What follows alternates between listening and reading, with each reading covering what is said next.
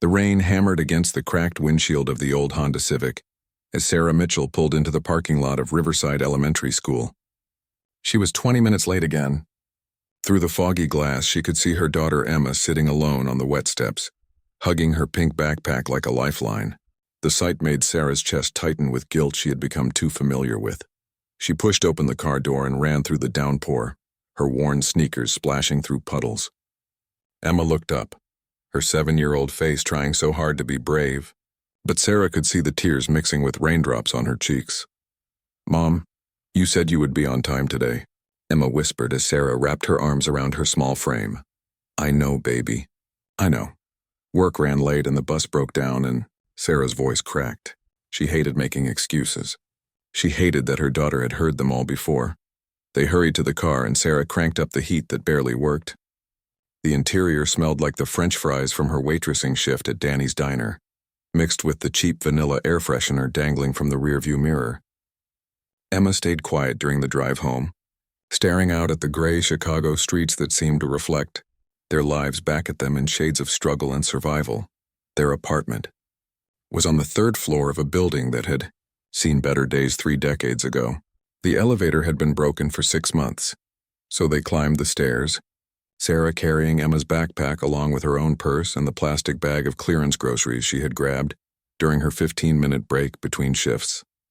Inside apartment 3C, Sarah turned on the lights and the familiar hum of the refrigerator greeted them like an old friend. The place was small, just a 1-bedroom with a living room that doubled as Sarah's bedroom at night when she pulled out the worn sofa bed. But it was clean. Sarah made sure of that. No matter how exhausted she was, no matter how many double shifts she worked, their home was always clean.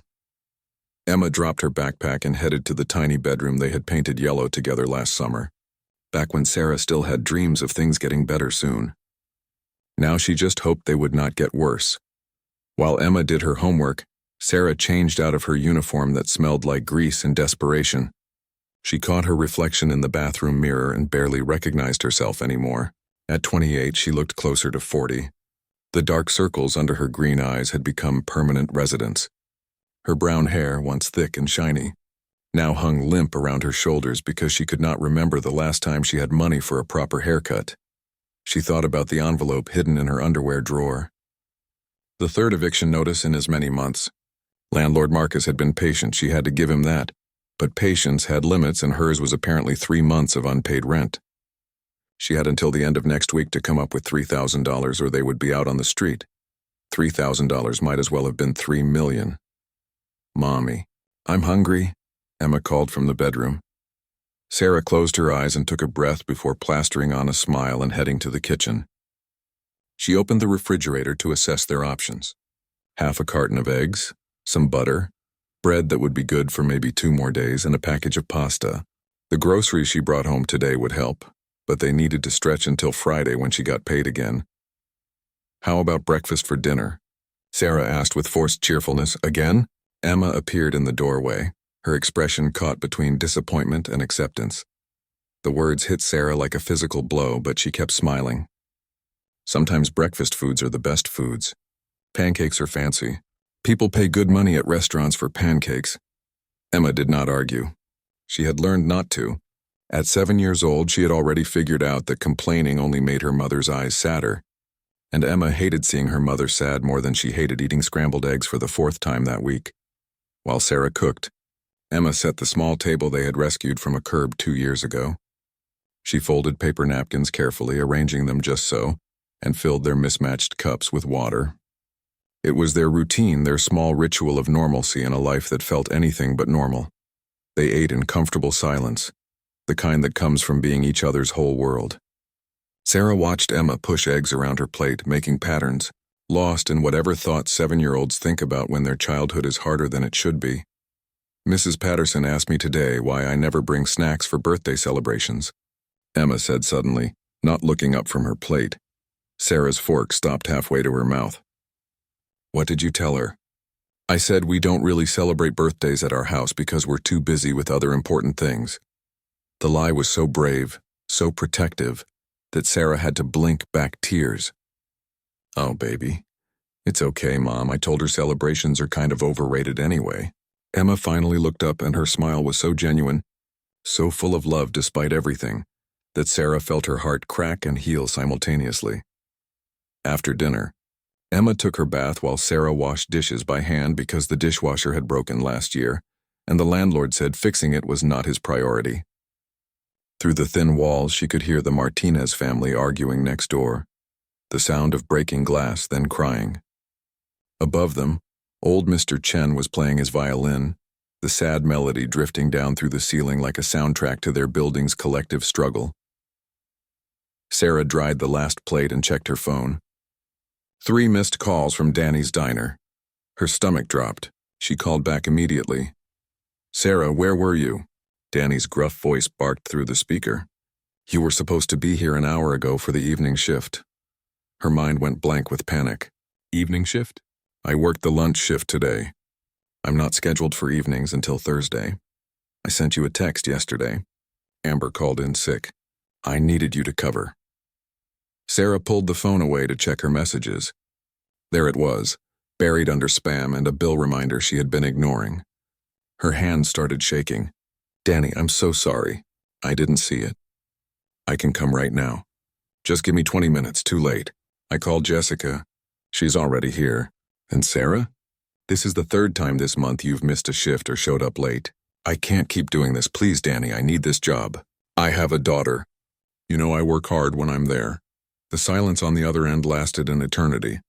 Then Danny sighed, the sound heavy with a decision that had already been made. "Come by tomorrow morning to pick up your last check." "I'm sorry, kid. I really am." The line went dead. Sarah stood in her kitchen, phone clutched in her hand, the world spinning around her. That was it.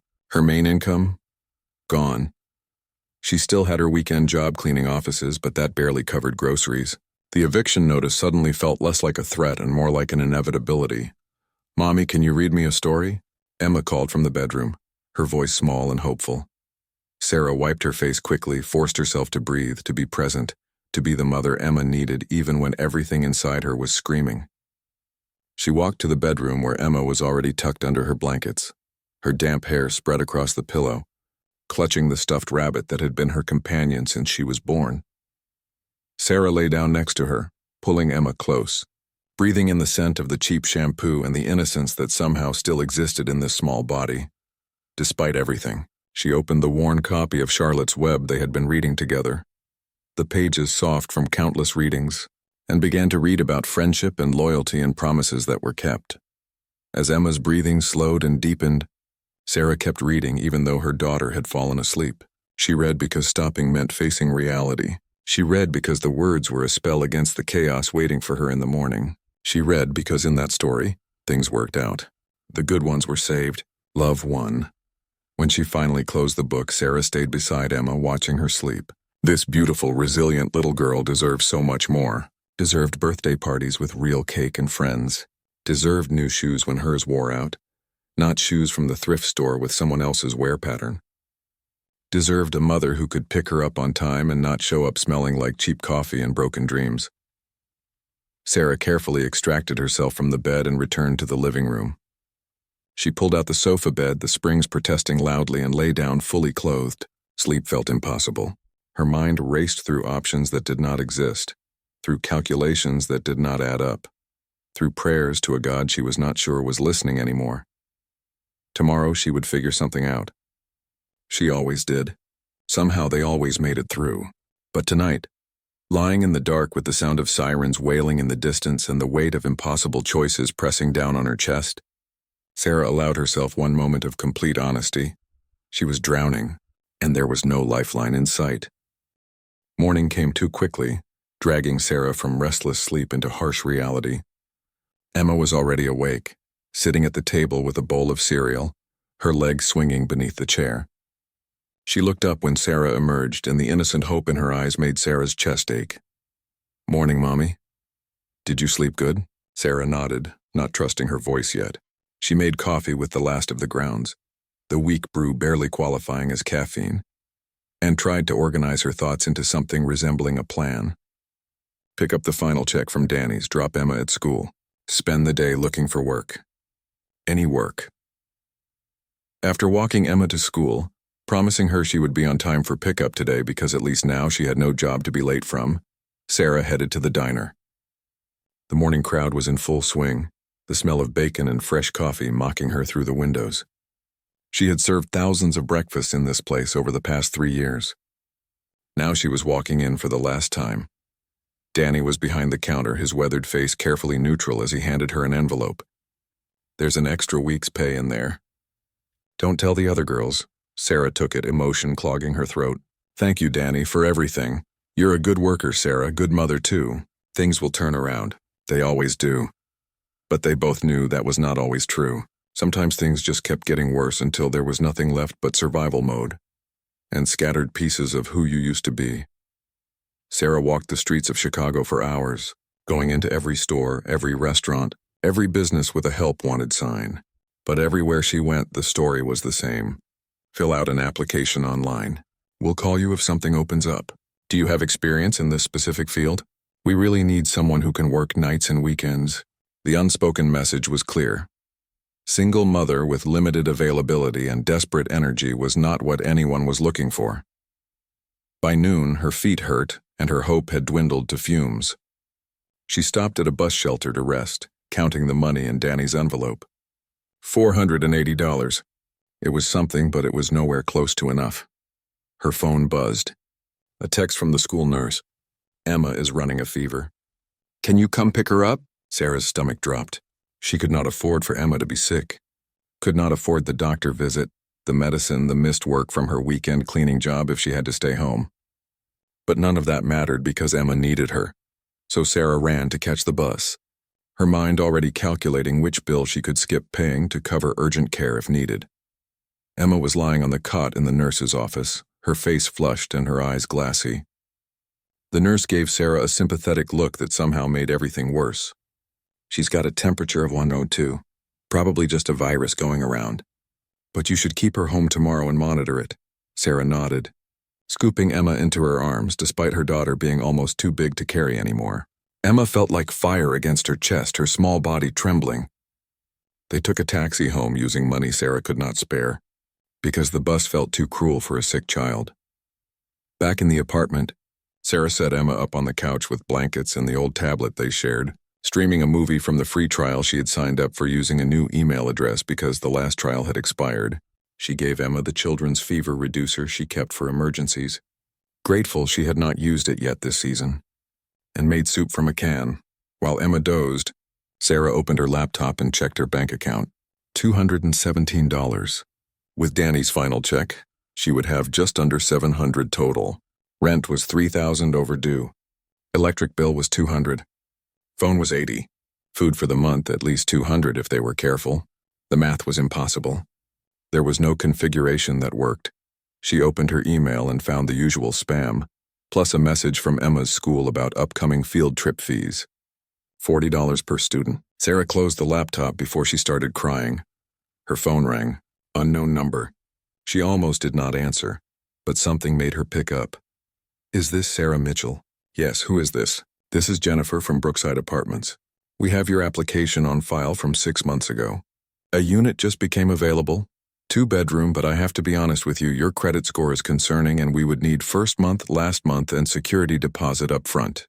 That would be $4,500.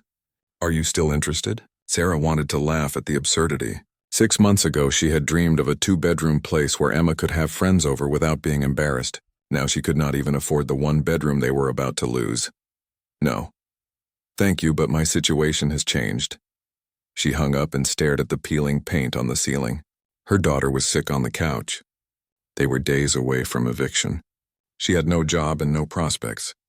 And the world just kept spinning, indifferent to their struggle. That evening, after Emma's fever broke slightly and she managed to eat some crackers, Sarah's phone rang again. This time it was her mother. They had not spoken in almost a year, not since their last argument about Sarah's choices, about keeping Emma when she got pregnant at 20, about refusing to give her up for adoption like her mother had insisted. Sarah. Her mother's voice was clipped, formal. "I heard you lost your job. How did you know that? Danny's wife goes to my church. Look, I'm not calling to judge. I'm calling to offer help." Sarah's defenses went up immediately. "What kind of help? Come home. Move back to Wisconsin. You can stay with your father and me until you get back on your feet. Emma can go to the good school district here. The offer hung in the air, tempting and terrible all at once. Going back meant admitting defeat. Meant hearing "I told you so" every single day. Meant raising Emma in a house where love came with conditions and disappointment was served with every meal. I can't. Mom, you mean you won't? Pride is a luxury you can't afford anymore. Sarah, that child needs stability. That child has a name. And she has stability. She has me. Her mother's sigh was heavy with judgment. Fine, keep struggling then. But when you're living in your car, don't call me. The line went dead. Sarah sat in the dark apartment, Emma sleeping fitfully on the couch, and felt the walls closing in. Maybe her mother was right. Maybe pride was a luxury. Maybe she was being selfish keeping Emma in this life when there were safer options, easier paths. But then Emma stirred, reaching out in her sleep, murmuring "Mommy." And Sarah knew she could not give up. Could not go back. Could not let anyone make Emma feel like she was a mistake or a burden. She just needed a miracle. Just one break, one chance. The next morning Emma's fever was worse. Sarah called the weekend cleaning service and told them she could not come in, could not leave her sick daughter alone. They told her not to bother coming back at all if she was going to be unreliable. Just like that, her second job was gone. Sarah sat on the floor of her bathroom and finally let herself cry. Not the silent tears she had been holding back for months, but deep, body-shaking sobs that came from a place of complete exhaustion. She cried for the life she thought she would have. For the husband who left when Emma was 2 months old because fatherhood was not what he signed up for. For the college degree she never finished. For every small humiliation and massive failure that had led her to this moment. When the tears finally stopped, she washed her face and looked at herself in the mirror. Her eyes were swollen, her face blotchy, but something had shifted. The crying had not solved anything, but it had cleared something away. Some last pretense that she could handle this alone through sheer willpower. She needed help. Real help. And she had no idea where to find it. Sarah spent the afternoon applying for every job she could find online, even ones she was overqualified or underqualified for. She called the landlord and begged for more time. He said he would see what he could do but made no promises. She called the electric company and set up a payment plan that would keep the lights on for another month at least. By evening, Emma was feeling slightly better, her fever down to 99. They ate pasta with butter for dinner, Emma chattering about a dream she had about flying over the city, about seeing everything from above where it all looked beautiful and nothing was broken. After putting Emma to bed, Sarah sat at the kitchen table with every bill spread out before her. She had a pen and paper, trying once again to make the numbers work, moving money around like puzzle pieces that refused to fit together. That was when she heard it, shouting from the hallway, then a crash. Then screaming. Sarah froze. The sounds were coming from the Martinez apartment next door. More crashing. A woman crying. Then silence more frightening than the noise. She should call the police. She should check if Mrs. Martinez was okay. But Sarah had learned in this building that getting involved meant becoming a target, meant drawing attention, meant risking the fragile piece of anonymity that kept them safe. So she sat there, hating herself, listening to the muffled sounds of someone else's nightmare, and did nothing. Welcome to survival mode. Where compassion was a luxury, where helping others meant risking yourself, where every day was about making it to the next one and nothing more. Sarah looked at Emma's closed bedroom door and made a silent promise. I will get us out of here somehow, some way. We will have better than this. But promises and reality were two very different things, and reality was coming due in less than a week. 3 days before the eviction deadline, Sarah was walking back from another fruitless job hunt when she saw the commotion outside her building. 2 police cars, an ambulance, and a crowd of neighbors gathered on the sidewalk. Her heart seized. Emma was upstairs alone, had insisted she felt well enough for Sarah to go out for a few hours. Sarah pushed through the crowd, panic rising in her throat, but old Mr. Chen caught her arm. It's not your floor. It's the Martinez family. He took her again. Beat her bad this time. Sarah watched as paramedics brought Mrs. Martinez out on a stretcher, her face so swollen she was barely recognizable. 3 small children followed crying, clinging to a police officer's hands. Sarah felt sick. She had heard it happening. had done nothing. A woman in a dark coat was talking to the police, taking notes. Something about her presence commanded attention. She was maybe 50, with sharp eyes and an air of authority that made even the officers straighten their posture when she spoke. After a moment she turned and her gaze swept across the crowd, stopping on Sarah with an intensity that made her skin prickle.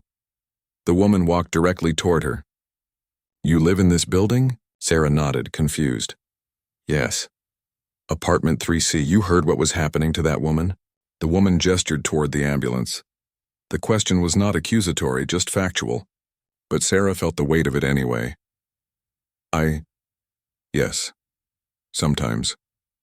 The walls are thin, but you never called for help." Sarah's face burned with shame. "I should have. I know I should have. I was scared. I have a daughter and I couldn't risk." The woman held up a hand. "I'm not here to judge you. I'm Victoria Romano. I work with an organization that helps women in situations like yours. Domestic violence victims, yes, but also women struggling alone, trying to survive in a system designed to keep them down." Sarah blinked, thrown by the directness. "I'm not a victim of domestic violence." Victoria's expression was knowing, almost sad.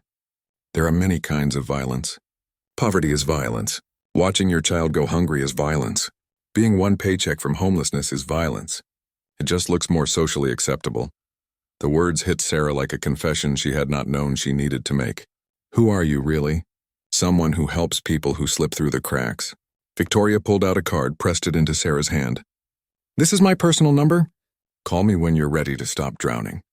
Before Sarah could respond, Victoria walked back to the police officers, said something that made them nod respectfully, and disappeared into a black car that had been waiting at the curb. Sarah looked at the card. Simple, elegant, just a name and number. No organization listed, no title. Nothing to explain who Victoria Romano really was or why she had singled Sarah out in a crowd of struggling neighbors. That night, Sarah could not stop thinking about the encounter. She Googled Victoria Romano but found nothing useful, just a few social media profiles that could belong to anyone. The card sat on her kitchen table, taunting her with possibility and danger in equal measure. Emma noticed her distraction during dinner. "Mommy, you keep staring at that card. Who gave it to you?" "Just someone who said she might be able to help us." But Sarah's instincts were screaming warnings. Help from strangers always came with a price. Nothing was ever free. 2 days before eviction, the landlord knocked on their door. Sarah opened it with Emma hiding behind her legs, both of them bracing for the worst. Marcus looked uncomfortable, shifting his weight from foot to foot. "Look, Sarah, I've been more than patient. You know I have. But my wife is on my back and I got bills too. I need you out by Friday." "I'm sorry, Marcus, please. Just 1 more week. I'm waiting to hear back from several jobs. I can get you half the rent by next Monday, I swear." He shook his head. "You said that last month. And the month before. I can't do this anymore. Friday, that's final." He walked away before she could beg any more, and Sarah closed the door, sliding down against it until she was sitting on the floor. Emma came and sat in her lap, wrapping her small arms around Sarah's neck. "It's okay, Mommy. We'll figure it out. We always do." But this time, Sarah did not know if that was true. That night, after Emma fell asleep, Sarah sat at the table staring at Victoria Romano's card. Every rational part of her brain said this was dangerous, said that mysterious women who appeared out of nowhere offering help were either scammers or something worse. But desperation has a way of quieting rational thought. At 11 p.m., Sarah made the call. Victoria answered on the first ring, as if she had been waiting. "Sarah." I wondered how long it would take. "How did you know it was me?" "I gave that card to only one person this week." "What changed your mind?" "We're being evicted on Friday. I have nowhere to go. No job, a sick daughter, and I'm out of options." There was a pause. Then Victoria's voice came back, softer now but no less intense. "Meet me tomorrow, 10 a.m. There's a cafe called Lucia's on West Monroe Street." "Come alone, what is this about?"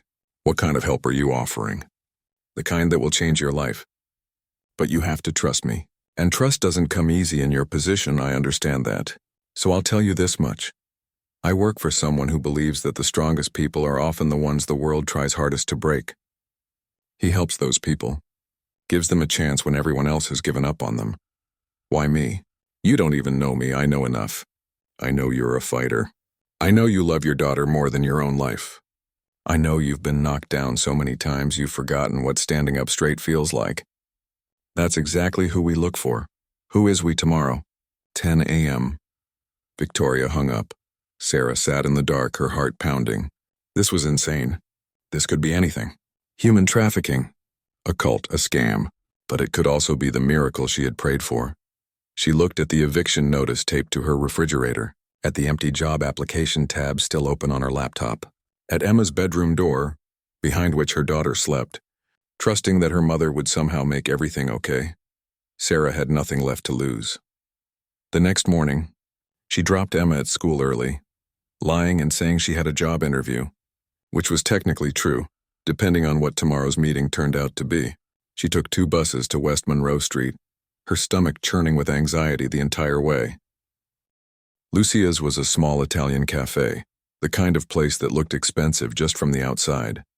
Sarah almost turned around, feeling completely out of place in her thrift store jeans and worn jacket. But Victoria was already there, sitting at a corner table, watching the door. She gestured for Sarah to sit, ordered 2 espressos without asking what Sarah wanted. When they arrived, Victoria pushed one across the table. You came. Good. That takes courage, or desperation. Sometimes they're the same thing. Victoria leaned forward. I'm going to be direct because we don't have time for games. I work for a man named Dante Moretti. Have you heard that name? Sarah shook her head, but something about the way Victoria said it made her skin prickle with warning. Good. Most people haven't. He prefers it that way. Dante runs several businesses in Chicago. Legitimate businesses, mostly. Real estate, restaurants, import-export. He's also a man who understands loyalty, family, and the value of people who've been underestimated their entire lives. The way Victoria said legitimate businesses made it clear that there were other businesses that were not so legitimate. Sarah's hands tightened around the espresso cup. Is he? Is this about the Mafia? Victoria's expression did not change.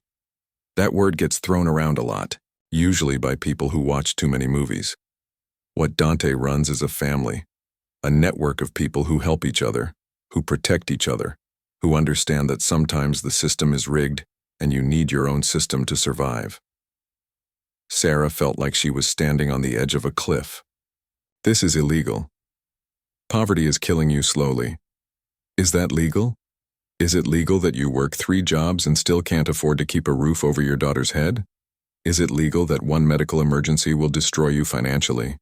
We live in a country where the law protects the rich and punishes the poor for being poor. So yes, some of what Dante's family does exist in gray areas.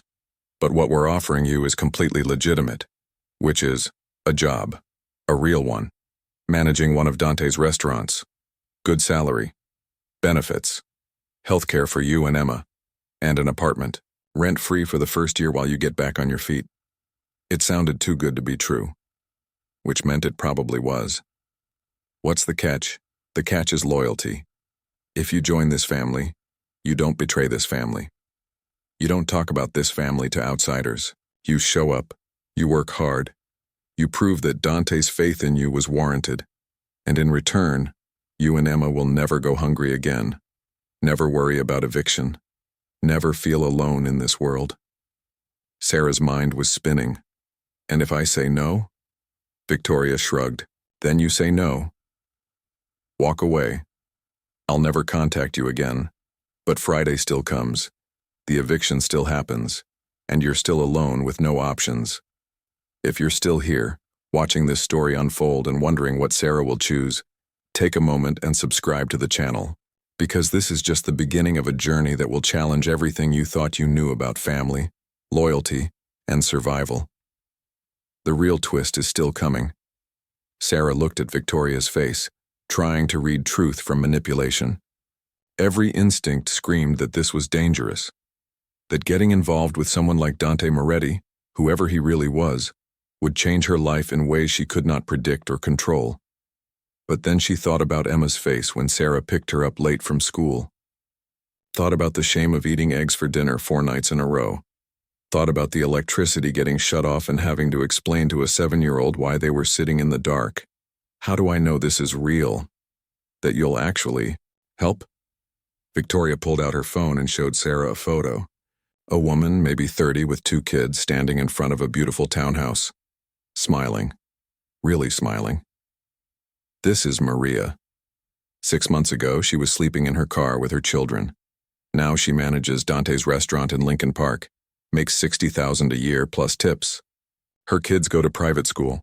Sarah stared at the photo, wanting so badly to believe. When would I start? Today. Right now. Come meet Dante. He wants to meet you before making anything official. Now? But Emma, we'll have you back before school lets out. I promise. Sarah took a breath. This was it. The moment. The choice that would define everything that came after. She could walk away, go back to her apartment, pack up their few belongings and figure out where they would sleep on Friday night. Stay safe, stay struggling, stay slowly dying inside, or she could take a leap into the unknown. Risk everything on a stranger's promise, on a man named Dante Moretti, who apparently saw something in people the world had written off. Sarah stood up. Okay, let's go meet him. Victoria smiled, and for the first time there was genuine warmth in it. You won't regret this. But as Sarah followed Victoria out to the waiting black car, she wondered if that was a promise anyone could really make. The car ride took them to a part of Chicago Sarah had only seen in magazines. Tree-lined streets with historic brownstones, shops with names in Italian, people walking dogs that probably cost more than her monthly rent used to be. The car pulled up to a restaurant called Bella Nota, its facade elegant with warm lighting glowing through tall windows. Victoria led her through a side entrance up a staircase to a private office above the restaurant. The space was sophisticated but not ostentatious. Dark wood, leather furniture, bookshelves filled with actual books, not just for decoration. And behind the desk sat a man who commanded the room without saying a word. Dante Moretti was maybe 45, with silver threading through his dark hair and eyes that seemed to see straight through pretense to the truth underneath. He stood, when they entered, buttoning his suit jacket with practiced ease. His presence was magnetic in a way Sarah had never experienced before. Not threatening exactly, but absolutely undeniable. Sarah Mitchell. Victoria tells me you're in a difficult position. He gestured to a chair across from his desk. Please, sit. Sarah sat, feeling small and exposed under his gaze. Victoria remained standing by the door, silent now, letting Dante take over. I appreciate you coming on short notice. I know this must seem strange. Dante poured water into 2 glasses, handed one to Sarah with unexpected gentleness. Let me be clear about who I am and what I offer. I grew up in this neighborhood. My father was a tailor, worked 16-hour days his entire life and died broke. I learned early that honest work doesn't always equal honest reward. So I built something different, a way for people like my father, like you, to not just survive but actually live. Sarah sipped the water, her throat dry. Victoria said you run restaurants, among other things. But what I really run is a family. Not the one I was born into, but the one I've chosen. People who've been overlooked, underestimated, people the system failed. I give them opportunities, protection, a sense of belonging. In return, I expect loyalty and discretion. There was something hypnotic about the way he spoke. Measured, honest in its own careful way. What exactly would my job be? Managing Bella Nota. It's my newest restaurant. Good location, good food, but it needs someone who understands what it means to work hard. Someone who knows the value of every dollar because they've had to stretch pennies. Someone who will treat the staff with respect because they remember what it feels like to be disrespected. He leaned back in his chair. You've been a waitress for years. You know the business. I'm offering you a chance to run the business. Sarah's mind reeled. I've never managed anything I have no experience with. Experience is overrated. Character isn't. Victoria told me about you. How you've kept your daughter fed and safe despite impossible circumstances. How you've never asked for handouts. How you've worked multiple jobs and still showed up for that little girl every single day. That tells me everything I need to know about your character. Tears pricked Sarah's eyes. She blinked them back, refusing to cry in front of this man. Why are you really doing this? Nobody helps people for free. Dante's expression shifted, something vulnerable flickering across his face for just a moment. You're right. I have my reasons. I lost someone once. Someone I should have protected but didn't.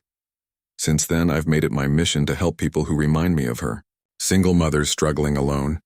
Women the world has decided don't matter. Maybe I'm trying to make up for past failures. Maybe I just believe everyone deserves a real chance. Does the reason matter if the help is genuine? Sarah looked at Victoria, who nodded slightly. Then back at Dante. What about Emma? My daughter? There's a studio apartment above the restaurant. 2 bedrooms. Fully furnished. You and Emma can move in immediately. The elementary school 3 blocks away is excellent. I know the principal. Emma will have a spot tomorrow if you want it. It was too much. Too perfect. Too impossible. Sarah felt dizzy. What's the catch? There has to be something you're not telling me. Dante stood, walked to the window overlooking the street. The catch is that this life comes with complications. I have enemies. Business rivals. People who would like to see me fail. By association, anyone close to me becomes a target. I do everything in my power to protect my people, but I can't promise perfect safety. What I can promise is that you'll never be alone in facing whatever comes. Sarah's practical side warred with her desperate hope. And if I want out later? If this doesn't work? You give me 2 weeks' notice. We part as friends. I'll even write you a reference.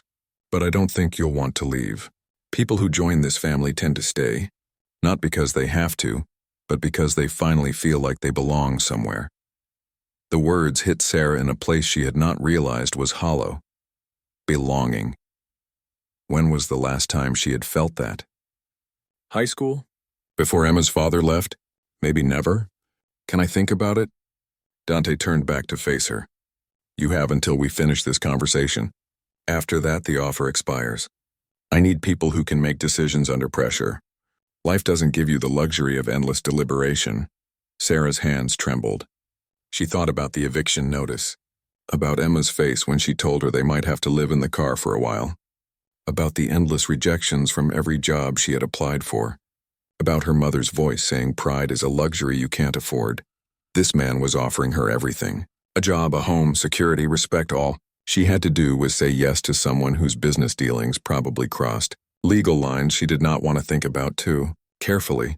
But wasn't the whole system rigged anyway? Wasn't she already breaking under the weight of playing by rules designed to keep her exactly where she was? Sarah stood up, meeting Dante's eyes directly. I'll do it. I'll manage your restaurant. I'll prove you made the right choice. And I'll keep your secrets, whatever they are. A smile spread across Dante's face, genuine and warm. Welcome to the family, Sarah. The next 3 hours were a whirlwind. Victoria took her to the apartment, which was more beautiful than anywhere Sarah had ever lived. Showed her the restaurant space, introduced her to the assistant manager who would help train her, gave her an advance on her first paycheck, enough to buy Emma new clothes and stock the apartment with groceries. Real groceries, not clearance items, not day-old bread. By the time Sarah picked up Emma from school, she felt like she was living in a dream. Emma's eyes went wide when she saw the apartment, running from room to room, squealing with delight at her own bedroom, at the bathroom with a tub big enough to swim in, at the kitchen with appliances that all worked. Mommy, is this real?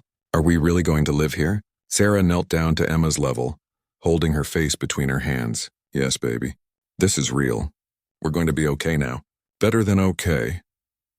That night they ate pizza from the restaurant downstairs. Real Italian pizza with fresh mozzarella and basil. Emma talked nonstop about her new room, about decorating ideas, about inviting friends over for the first time ever. Sarah listened, her heart so full it hurt, and tried not to think about the price she might eventually have to pay for this miracle. The first month was intense. Sarah worked 12-hour days learning the restaurant business from the inside out. Dante had been right about her instincts. She understood the staff because she had been them. She knew which corners could be cut and which could not.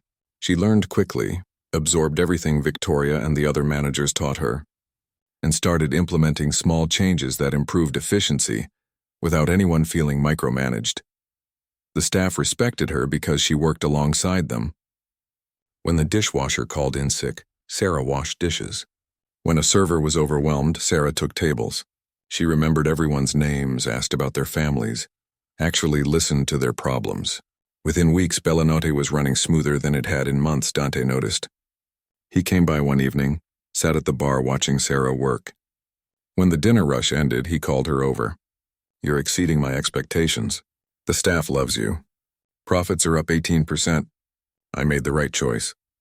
Sarah felt pride swell in her chest, an emotion she had almost forgotten existed. "Thank you for giving me this chance, you earned it. But there's something else I need from you." Dante's expression grew serious. "I have a business dinner next week. Important people. I need someone there who can make conversation, who understands both struggle and sophistication. Would you accompany me?" Sarah's stomach flipped. "Like a date? Like an associate? Someone representing my interests? You've proven you can handle the restaurant. Now I need to see if you can handle the other aspects of this life." It was a test. Sarah understood that, and she could not afford to fail, of course. "I'll be there." The night of the dinner, Victoria arrived with a dress that probably cost more than Sarah used to make in a month. Helped her with makeup and hair. Taught her which fork to use, when and how to read a room for power dynamics and potential threats. "You'll be fine," Victoria said as they drove to the restaurant. "Just remember, you belong there. Don't let anyone make you feel otherwise." The dinner was at an exclusive steakhouse downtown. Private room, 6 men in expensive suits and their companions, all of whom looked like they had been born into wealth. And Dante, who introduced Sarah as his restaurant manager, and one of the most capable women he had ever worked with. The evening was a blur of conversation about things Sarah barely understood. Real estate deals, import licenses, political connections. But she smiled, asked intelligent questions, and watched Dante work the room with the skill of someone who had been doing this his entire life. It was during dessert that everything shifted. One of the men, a developer named Richard Blackstone, made a comment about women in business. How they were fine for service industry work but lacked the strategic thinking for real leadership. Sarah felt every eye turned to her, waiting to see how she would react. She could have stayed silent, should have stayed silent, but something in his condescending tone triggered every humiliation she had ever swallowed, every time she had been dismissed or overlooked. She set down her wineglass carefully. "With respect, Mr. Blackstone, I've found that strategic thinking has nothing to do with gender, and everything to do with necessity. When you're responsible for keeping a child alive on $300 a week, you learn to strategize in ways that Harvard Business School could never teach. You learn to read people, to maximize resources, to make decisions under pressure that actually matter. So perhaps what you're calling lack of strategic thinking is really just a different kind of strategy, one born from survival rather than silver spoons." The table went silent. Sarah's heart pounded. She had just insulted a powerful man in front of other powerful men. She had probably just destroyed everything Dante had built for her. Then Dante started laughing, a real genuine laugh that broke the tension. "That, gentleman, is exactly what I'm talking about. Sarah understands something most of you never will. The stakes of failure." Blackstone's face was red, but he forced a smile. "She's got fire. I'll give her that." The rest of the dinner passed without incident, but Sarah could feel the shift. She had proven something tonight, not just to Dante, but to herself. She belonged in rooms like this, not because of pedigree or connections, but because she had survived things these men could not imagine. On the drive back, Dante was quiet for a long time. Finally, he spoke. "My mother used to say that before, about silver spoons and survival."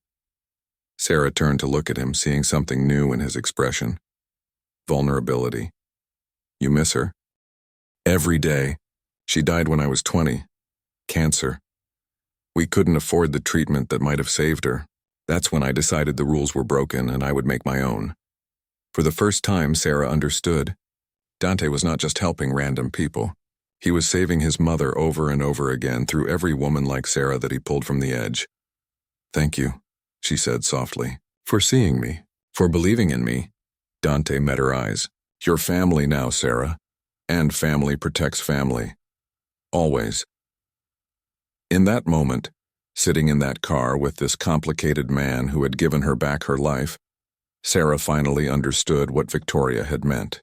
This was not just a job. This was belonging to something bigger than herself. Something dangerous and beautiful and utterly transformative. She was no longer the weak single mother people pitied and dismissed. She was part of Dante Moretti's family, and that changed everything. 6 months passed in a blur of transformation. Sarah had become someone she barely recognized in the mirror. Not just physically, though. Victoria had taken her shopping and taught her how to dress like she belonged in the circles they now moved through. But internally, the constant anxiety that had lived in her chest for years had quieted to a manageable hum. She slept through the night. Emma laughed more. They had stability. Bella Nota was thriving under Sarah's management. She had implemented a profit-sharing system for staff that increased loyalty and performance, had redesigned the menu to honor traditional Italian cuisine while appealing to Chicago's diverse palate. The restaurant had been featured in 2 major publications, and reservations were booked weeks in advance. But more than professional success, Sarah had found something she never expected: genuine connection. The people in Dante's organization were not what she had imagined. Yes, there were dangerous elements she tried not to think about too carefully. But there were also people like Maria, the woman from the photo who had become Sarah's closest friend. Antonio, the head chef who taught Emma how to make fresh pasta on Sunday afternoons. Vincent, Dante's right hand, who looked like he could break someone in half but cried at Disney movies when he thought no one was watching. They were a family. Imperfect. Complicated. But real. Emma was flourishing too. Her new school had challenged her academically in ways her old one never had. She had friends now. Real friends who came over for sleepovers and birthday parties. Sarah had thrown Emma an 8th birthday party last month that would have been impossible a year ago. 30 kids, a magician, a cake from the best bakery in Chicago. Watching Emma's face as everyone sang happy birthday, Sarah had cried tears of gratitude for the path that had led them here. But tonight, everything was about to be tested. Sarah was in her office at the restaurant when Victoria appeared in the doorway, her expression grim. "We have a problem. Dante needs to see you immediately." Sarah's stomach dropped. She followed Victoria upstairs to Dante's office, where he stood by the window, tension radiating from his shoulders. Vincent was there too, along with 2 men Sarah did not recognize. Dante turned when she entered. "Sarah, thank you for coming quickly. We have a situation that involves you directly." Her mouth went dry. "What kind of situation?" "Richard Blackstone. You remember him from the dinner 6 months ago? The man you put in his place." Dante's voice was carefully controlled. "He's been nursing that grudge. He's been digging into my businesses trying to find leverage. And he found out about you." "Found out what?" "That you came from nothing. That you were desperate when I brought you in. He's spinning a narrative that you're my mistress. That I set you up in the restaurant as a front. He's taking this story to the media, trying to damage both our reputations and cast doubt on all my legitimate businesses." Sarah felt like the floor had dropped out beneath her. "But that's not true. We've never. I work for you. That's all. The truth doesn't matter to men like Blackstone." Vincent spoke up, his voice hard. "What matters is the story. And a story about a desperate single mother and a powerful man has all the elements people want to believe." Sarah's mind raced. What does this mean for Emma? For the restaurant? For everything we've built? Dante moved closer, his expression fierce but not directed at her. "It means we fight back. But I need to know you're willing to stand with me. This is going to get ugly. There will be cameras, questions, people digging into your past. Your ex-husband might even surface. The media loves a scandal, and they'll tear apart every aspect of your life looking for the worst possible angle." Sarah thought about Emma, about protecting her from this kind of exposure, about the peaceful life they had finally found. It would be so easy to walk away, to take what Dante had given her and disappear before the storm hit. But that was not who she was anymore. "I'm not running." Sarah's voice was steady, stronger than she felt. "You gave me a chance when I had nothing. You treated me with respect when the world treated me like I was invisible. If Blackstone wants a fight, he'll get one. But he'll find out I'm not the weak single mother he thinks I am." Dante's expression softened with something like pride. "I knew you would say that, which is why I've already put a plan in motion." Over the next week, Dante's legal team went to work.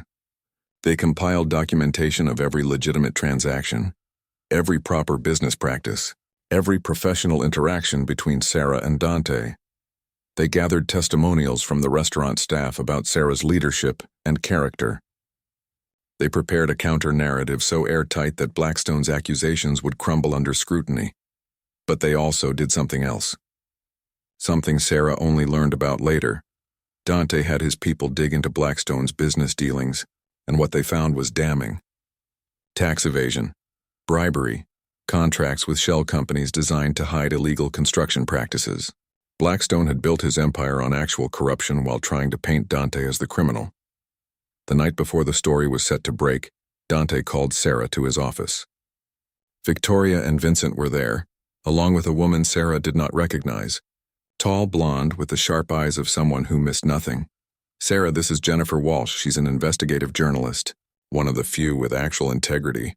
Dante gestured to the woman. "She's been investigating Blackstone for 2 years. We've given her everything she needs to publish the real story." Jennifer stepped forward, offering her hand. "I've reviewed all the documentation on you and Mr. Moretti. There's no scandal here, just a successful businesswoman who earned her position through hard work. Meanwhile, Blackstone is facing potential federal charges. Your story won't be about a mistress. It'll be about a mother who overcame impossible odds and a man who tried to destroy her, because his ego couldn't handle being challenged by a woman." The article published 2 days later, front page of the Chicago Tribune. The headline read, "Power, Pride, and Prejudice: How Richard Blackstone's Vendetta Exposed His Own Corruption." Jennifer had written a masterpiece. She detailed Sarah's journey from poverty to success, framing it as an American dream story. She exposed Blackstone's illegal dealings with forensic precision, and she painted Dante as a businessman who, while operating in gray areas, had done more for struggling families in Chicago than most legitimate charities. The response was overwhelming. Social media erupted in support of Sarah. Women from all over the city reached out, sharing their own stories of struggle and survival. Bellinode was flooded with reservations from people wanting to support Sarah's success. And Blackstone? His business partners started abandoning him. Federal investigators opened a formal inquiry. His reputation was destroyed, but the victory came with a cost Sarah had not anticipated. 3 weeks after the article, her ex-husband showed up at the restaurant. Sarah was reviewing inventory when Maria came running to find her. Face pale. "There's a man downstairs. Says he's Emma's father. He's demanding to see you." Sarah's blood turned to ice. She had not seen David in 6 years. Not since he walked out saying fatherhood was not what he signed up for and he was not cut out for this life. Now, with Sarah finally successful, finally stable, he was back. She found him in the dining room, and her first thought was how small he looked. Not physically, but in presence, in character. This was the man she had once loved enough to build a life with. Now he was just a stranger wearing the face of her past. "David, what do you want?" He smiled, but it did not reach his eyes. "I read about you. Saw you're doing well now, managing a fancy restaurant. Living in a nice place. I thought maybe we could talk. About Emma. About me being part of her life again." Sarah felt rage bubble up from a place she had kept carefully controlled. "You walked away. You left us when she was 2 months old. You've sent exactly $0 in child support. 0 birthday cards. 0 phone calls. And now you want back in because you think there's money involved?" David's expression hardened. "I'm her father. I have rights." Before Sarah could respond, a hand landed on David's shoulder. Dante had appeared, Vincent beside him. Both men radiated quiet menace. "I think you need to leave." David jerked away. "Who the hell are you? Her sugar daddy?" Dante's smile was cold. "I'm someone who's been more of a father to that little girl in 6 months than you were in 2 years. And I'm someone who has very good lawyers and even better friends.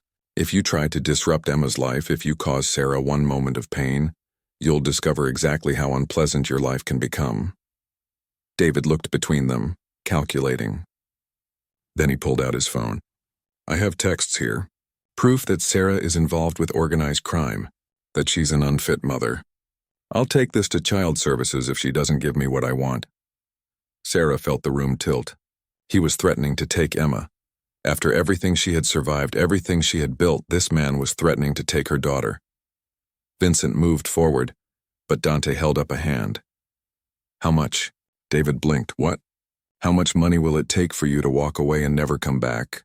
Sign away all parental rights. Agree to never contact Sarah or Emma again. Name your price, $50,000. Dante pulled out his phone, made a call. Within 5 minutes, his lawyer arrived with paperwork. David signed away his rights to Emma in exchange for a cashier's check. The whole transaction took less than 20 minutes.